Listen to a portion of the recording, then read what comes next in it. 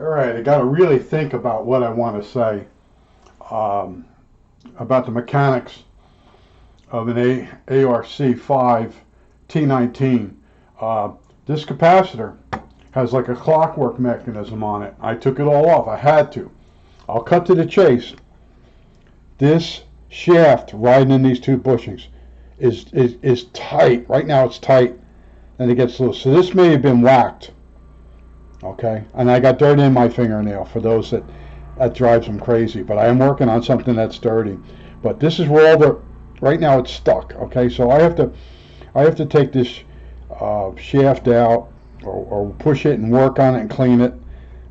This seems to be press fitted and pinned on. So I'm thinking I don't know yet. I got to take it apart more. But I wanted to tell you if you should go and try to take one of these apart. All right, I showed you the trick with the soldering iron. Okay, you see how much Gliptol is on those two set screws?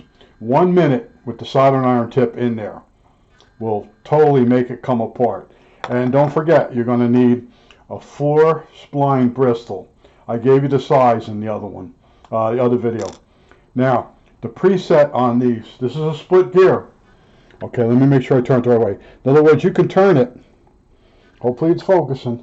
You can turn this gear and preset. Now the preset is this way. It's 3 teeth, okay, which is a very common amount of preset in aerospace stuff that has split gears. And you'll notice this gear has a stop on it. So when it goes on here, you should be able to go from closed to fully open without hitting the stop, okay? And you're it's like putting a watch together. I'm not going to lie to you. But in other words, when you have the gear on, you can rotate it, and you'll be able to have turn this unit here, so you can go full. That would be a 180s, right? 90, yeah, 180 degrees. This capacitor goes from closed to fully open without the stop. This stop here hitting. And you got to adjust it so back and forth so the stop allows movement from fully closed to fully open. If you don't get it right, this capacitor has the ability to go full 380. Let me not mess myself up. But in other words, all right, can you see that? You got to take some notes when you're taking this apart. And my problem is right in this shaft. And you know, I was soaking everything. I was able to clean the gears. And I kept saying, I have another problem. You know, anything I buy from eBay, it's always cursed. It's always got one of the toughest problems in it.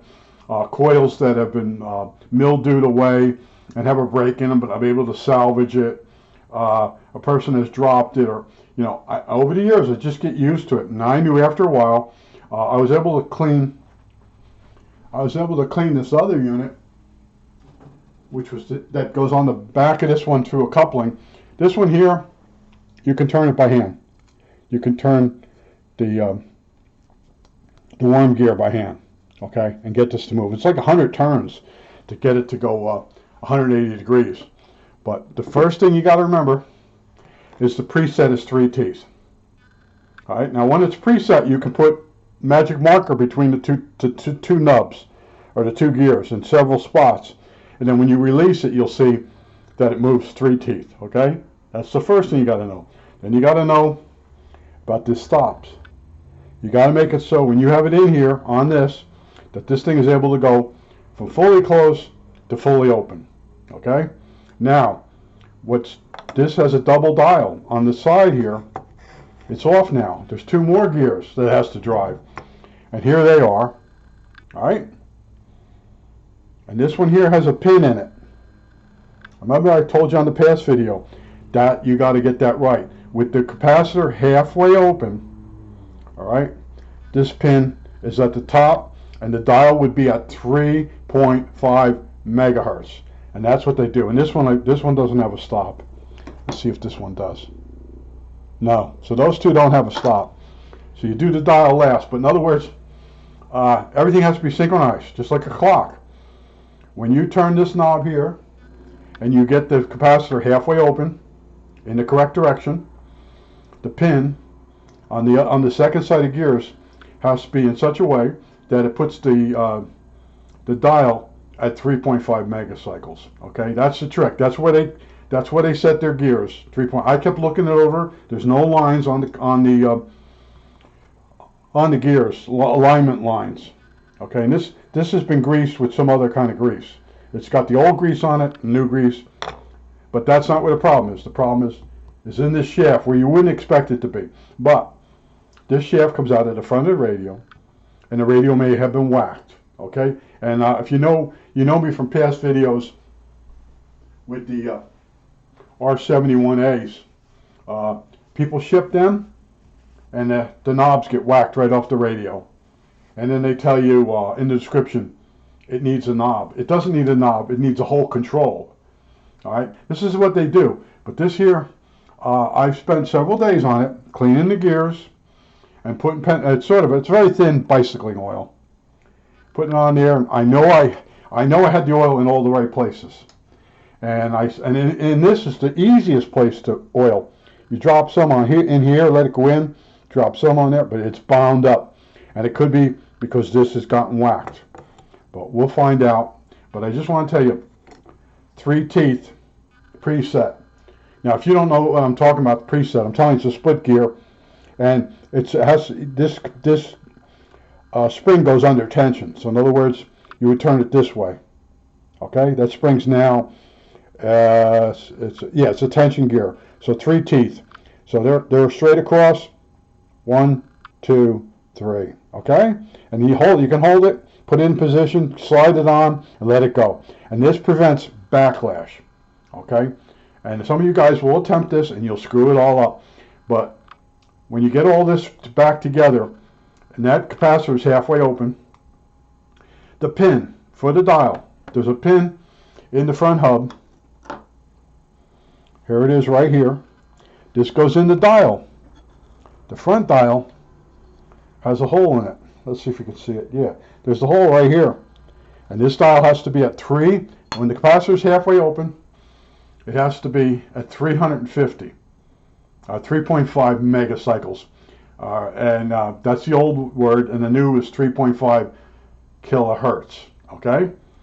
And if you don't understand what I'm saying, you should not attempt this, or get a friend, or basically learn the hard way like I did. Now, I told you I worked on aircraft stuff and cockpit instruments, and they had anti-backlash gears in them, and that's just the way the military was. They didn't want any play in anything.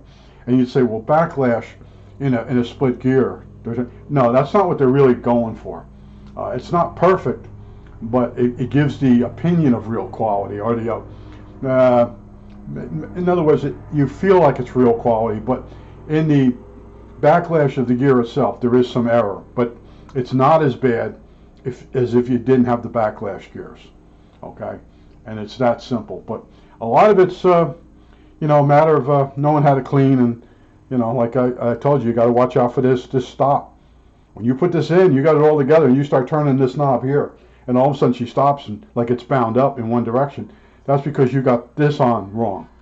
And you can make markings, you can make drawings, you can do all you want with it, but in my case, after I got the first set of gears off over here, I knew it was going to be in here, most likely, because I have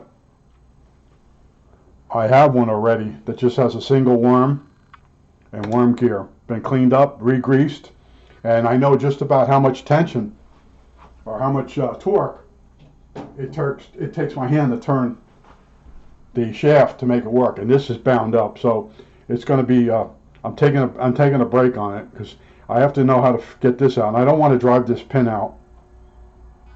It might be oh, I've seen those before. Okay, that's a roll pin, and if you hit it from the correct side, it'll come out, and then that will come off, and it will come apart.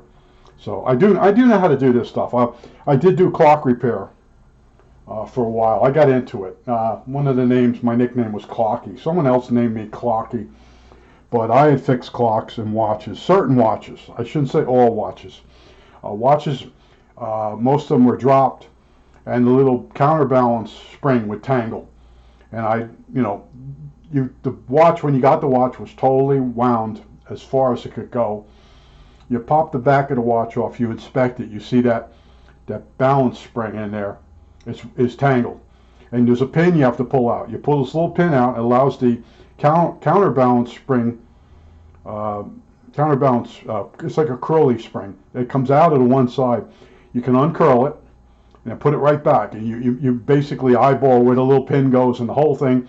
And I used to do it inside a plastic bag, so I wouldn't lose any of the little pieces. And I used to fix watches for people. And then clocks, I got more into clocks. You take the clock totally apart. You clean all the bearings and everything in the clock. And then you re-oil it and put it back together. And usually it works, okay? It works fine. But oils over the years migrate out. If the person's a heavy smoker, that gets in stuff. That gets in the clocks in the car. They have some mechanical clocks in the car. That's what it was. It was usually nicotine gummed up. But I just wanted to show you, I went for it. I might even have to knock that roll pin out and take this apart and see what the hell happened. And this might be, I don't see they come off. Or maybe they do. Maybe it's a post. This might be easier than I think, but I just wanted to show you what you could get if you buy on eBay. I think that's it. All right, that's it.